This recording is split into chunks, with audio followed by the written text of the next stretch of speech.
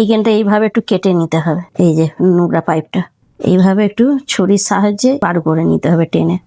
নারকেলটাকে ছাড়ানোর পর এইখান থেকে দেখুন ফুটো করে জলটা বার করে দিয়েছি। এটা গ্যাসের মধ্যে একটু সেকে নেবো, সেকে নিলে কি হবে খুব তাড়াতাড়ি বেরিয়ে যাবে।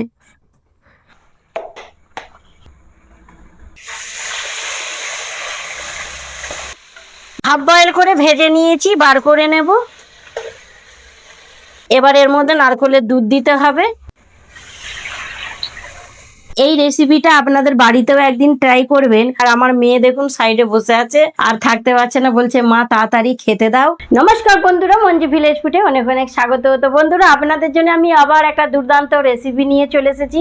রেসিপিটাকে প্রথম থেকে নিয়ে শেষ পর্যন্তই দেখবেন, খুবই ভালো লাগবে। তো এইখানে আমি 1 কেজি মতন এই বড় বড় চিংড়ি মাছ নিয়ে নিয়েছি। এই চিংড়ি মাছগুলোরই রেসিপি তৈরি করে দেখাবো। মালাই চিংড়ির রেসিপি ভীষণ দুর্দান্ত খেতে লাগে। তো চলুন এবার চিংড়ি মাছগুলোকে বেছে নিই। তো বন্ধুরা, এইভাবে চিংড়ি মাছগুলোকে ছাড়িয়ে নেবে, এই সুরগুলোকে কেটে সরিয়ে দেবে।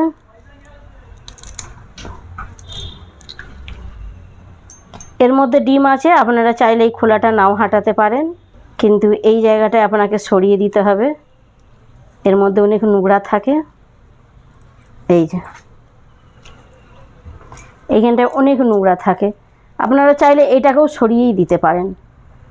এই যে এবার এর ভেতরে একটা নোংরা পাইপ থাকে, ওটাকেও বার করতে হবে।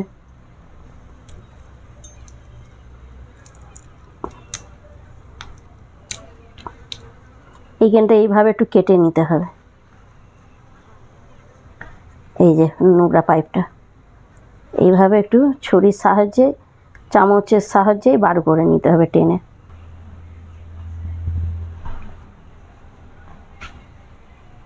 আর যদি এইভাবে পুরোই খোলাটা সরিয়ে দেবেন তাহলে আরও বার করতে সুবিধে হবে, কিন্তু ডিমটা পাবেন না, ডিমটা নষ্ট হয়ে যাবে।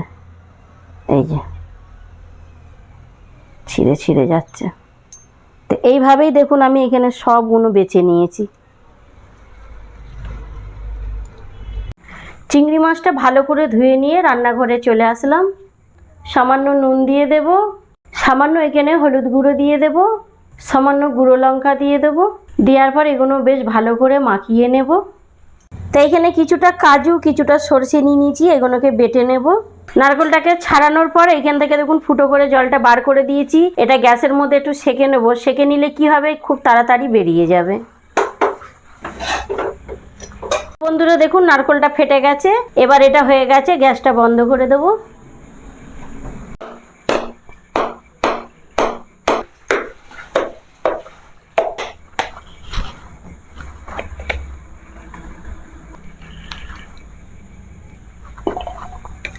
তো এই যে বন্ধুরা দেখুন নারকেলটা আমি গরম করে নিলাম, কি তাড়াতাড়ি ছাড়ানো হয়ে গেল। এই যে এইখান থেকে আমি কিছুটা মাছের মধ্যে দেওয়ার জন্য নারকেল নিয়ে নেবো। এই সাইডগুলোকে একটু এইভাবে চামচে করে তুলে দিতে হবে, দিয়ে এটাকে বেটে আমি এর দুধটা নিয়ে নেব। সর্ষের তেল দিয়ে দিলাম, তেল গরম হয়ে গেছে, দিয়ে দেব। বন্ধুরা চিংড়ি মাছটা আমি বেশি লাল কড়া করে ভাজবো না, আর এক পিঠটা উল্টে দিচ্ছি সঙ্গে সঙ্গেই। হাফ বয়েল করে ভেজে নিয়েছি, বার করে নেব। এর মধ্যে আর একটু তেল দিয়ে দেব, গরম হয়ে গেছে, এর মধ্যে একটু ফোড়ন দিয়ে দেব, পেঁয়াজ বাটা দিয়ে দেব। পেঁয়াজটা আমি ভালো করে একটু ভেজে নিলাম। এই যে দেখুন আদা রসুন বাটাটা দিয়ে দেব। তো এখানে কিছুটা কাজু, কিছুটা সরষে নিয়ে নিয়েছি, এগুলোকে বেটে নেব। সরষে কাজু বাটা। বন্ধুরা এখানে আমি দেখুন হলুদ গুঁড়ো, লঙ্কা গুঁড়ো, জিরে গুঁড়ো, ধনে গুঁড়ো নিয়ে নিয়েছি। আপনারা যেই পরিমাণে ঝাল খেতে ভালোবাসেন ঠিক ওই হিসাব মতন দেবেন। দিয়ে দেব আমি এগুলো, স্বাদ মতন নুন দিয়ে দেব, সামান্য জল দিয়ে দেব। তো মশলাটা আমি খুবই ভালো করে ভেজে নিলাম। এবার এর মধ্যে নারকেলের দুধ দিতে হবে। তো বন্ধুরা এখানে আমি নারকেলের দুধ 1 বাটি দিলাম, আর এই বাটিটার 1 বাটি জলও দিয়েছি। আর এখানে আমি গরুর দুধ 1 কাপ মতন নিয়ে নিয়েছি, এটাকেও দিয়ে দেব। চিংড়ি মাছগুলো এবার দিয়ে দেবো এর মধ্যে, ঢাকা দিয়ে 5 মিনিট মতন ফুটিয়ে নেব। তো বন্ধুরা 5 মিনিট মতন ফুটিয়ে নিলাম। গরম মশলা দিয়ে দেব, চিনি দিয়ে দেব, 1 চামচ মতন ঘি দিয়ে দেব। 2 মিনিট আবার ঢাকা দিয়ে ফুটিয়ে নেব। 2 মিনিট হয়ে গেছে, গ্যাস বন্ধ করে দিলাম। কিছুটা ধনেপাতা এবার এর মধ্যে ছড়িয়ে দেব। কিছু টাইম আমি এখানটায় ঢাকা দিয়ে রেখে দেব।